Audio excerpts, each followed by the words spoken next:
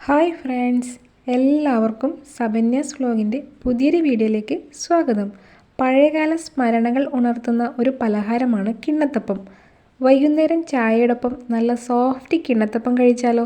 അരിപ്പൊടി, തേങ്ങാപ്പാൽ, ശർക്കര എന്നിവ ചേർത്തുണ്ടാക്കുന്ന ഈ ഒരു പലഹാരം എങ്ങനെയാണ് തയ്യാറാക്കുന്നതെന്ന് നോക്കാം.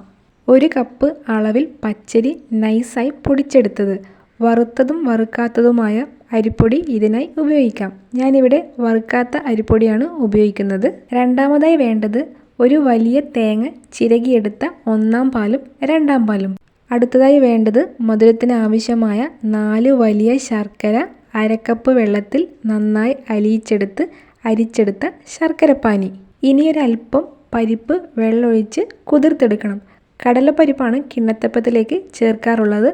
അതിന് പകരമായിട്ടാണ് സാമ്പാർ പരിപ്പ് ഇവിടെ ഉപയോഗിക്കുന്നത്. ആദ്യം അരിപ്പൊടിയിലേക്ക് തേങ്ങയുടെ 1-ാം പാൽ ചേർത്ത് കൊടുക്കണം. പാൽ ചേർത്ത് നല്ലതുപോലെ മിക്സ് ചെയ്ത് ഇളക്കി കൊടുക്കണം. അല്പാൽപമായി പാൽ ചേർത്ത് കൊടുത്തതിന് ശേഷം വേണം നല്ലതുപോലെ മിക്സ് ചെയ്യാനായിട്ട്. അരിപ്പൊടി കട്ടയൊന്നുമില്ലാതെ നല്ലതുപോലെ മിക്സ് ചെയ്തെടുക്കണം. അരിപ്പൊടിക്ക് പകരം അരി അരച്ചും കിണ്ണത്തപ്പം തയ്യാറാക്കാവുന്നതാണ്. കേരളത്തിലെ പല സ്ഥലങ്ങളിലും പല രീതിയിലാണ് കിണ്ണത്തപ്പം തയ്യാറാക്കുന്നത്. മിക്സ് ചെയ്ത് കഴിഞ്ഞാൽ ഇതിലേക്ക് തയ്യാറാക്കി വെച്ചിരിക്കുന്ന ശർക്കരപ്പാനി ഒഴിച്ചു കൊടുക്കാം. ശർക്കരപ്പാനിയും ഒഴിച്ച് നന്നായി മിക്സ് ചെയ്ത് ഇളക്കി കൊടുക്കണം. നിങ്ങളുടെ മധുരത്തിനനുസരിച്ച് വേണം ശർക്കരപ്പാനി തയ്യാറാക്കാനായിട്ട്. ഇനി വേണ്ടത് മധുരം ബാലൻസ് ചെയ്യുന്നതിനായി അല്പം ഉപ്പ് കൂടി ചേർത്ത് മിക്സ് ചെയ്ത് കൊടുക്കാം. അതിനോടൊപ്പം തന്നെ 1 ടീസ്പൂൺ അളവിൽ ഏലക്കാപ്പൊടിയും ചേർത്ത് നന്നായി മിക്സ് ചെയ്ത് തീ ഒരു ലോ ടു മീഡിയം ഫ്ലെയിമിൽ വെച്ചതിന് ശേഷം നല്ലതുപോലെ ഇളക്കി കൊടുക്കണം. കൈ വിടാതെ തുടരെ വേണം ഇത് ഇളക്കി കൊടുക്കാനായിട്ട്, അല്ലെങ്കിൽ പെട്ടെന്ന് കട്ട പിടിക്കാൻ സാധ്യതയുണ്ട്. ഏകദേശം 1 മണിക്കൂർ സമയമെങ്കിലും വേണം കിണ്ണത്തപ്പം തയ്യാറാക്കാനായിട്ട്. അല്പം ഒന്ന് കുറുകിയതിന് ശേഷം ഇതിലേക്ക് പൊതിർത്തെടുത്ത പരിപ്പ് കൂടി ചേർത്ത് നന്നായി ഇളക്കി കൊടുക്കാം. ഇനി വേണ്ടത് 2 ടേബിൾ സ്പൂൺ അളവിൽ നെയ്യാണ്. നെയ്ക്ക് പകരം വെളിച്ചെണ്ണയും ചേർക്കാവുന്നതാണ്. അരിപ്പൊടിയും തേങ്ങാപ്പാലും ശർക്കരയും നല്ലതുപോലെ യോജിച്ച് കുറുകി തിളച്ച് വരുന്ന ഒരു പ്രോസസ്സ് എത്തുന്നത് വരെ ഇത് നന്നായി ഇളക്കി കൊടുക്കണം. ഒന്ന് കുറുകി വന്നു കഴിഞ്ഞാൽ ഇതിലേക്ക് 2-ാം പാലും ചേർത്ത് നന്നായി മിക്സ് ചെയ്ത് കൊടുക്കാം. ഈ ഒരു മിശ്രിതം നിർത്താതെ ഇളക്കി കൊടുക്കുമ്പോൾ ഇതിൻ്റെ തിക്നെസ് കൂടി വരുന്നത് കാണാം. എല്ലാ ഭാഗത്തും എത്തുന്ന രീതിയിൽ വേണം കൈവിടാതെ ഇളക്കി കൊടുക്കാനായിട്ട്.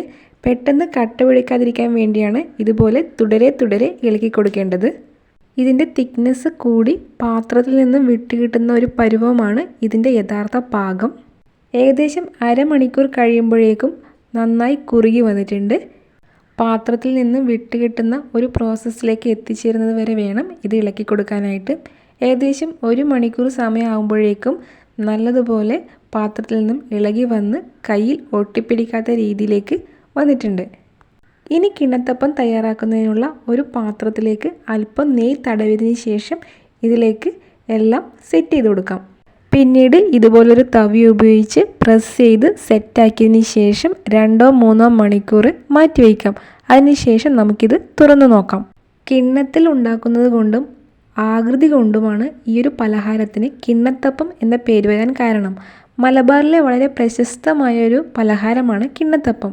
3 മണിക്കൂറിന് ശേഷം നല്ലതുപോലെ സെറ്റായി വന്നിട്ടുണ്ട്. ഇനി ഇത് മറ്റൊരു പാത്രത്തിലേക്ക് മാറ്റി വയ്ക്കാം. നല്ല സോഫ്റ്റും നല്ല ടേസ്റ്റിയുമായിട്ടുള്ള ഈ ഒരു പലഹാരം എല്ലാവർക്കും ഇഷ്ടപ്പെട്ടെന്ന് കരുതുന്നു. നല്ല സോഫ്റ്റായിട്ടുള്ള ഈ ഒരു കിണ്ണത്തപ്പം ഇഷ്ടപ്പെട്ടെങ്കിൽ എല്ലാവരും വീഡിയോ ലൈക്ക് ചെയ്യണം, ഷെയർ ചെയ്യണം. ഇതുണ്ടാക്കി നോക്കി നിങ്ങളുടെ ഫീഡ്ബാക്ക് കമൻറ്റ് ചെയ്യണം. മറ്റൊരു പുതിയൊരു റെസിപ്പിയുമായി വരുമ്പോഴേക്കും bye from Sabanyas vlog. Thanks for watching.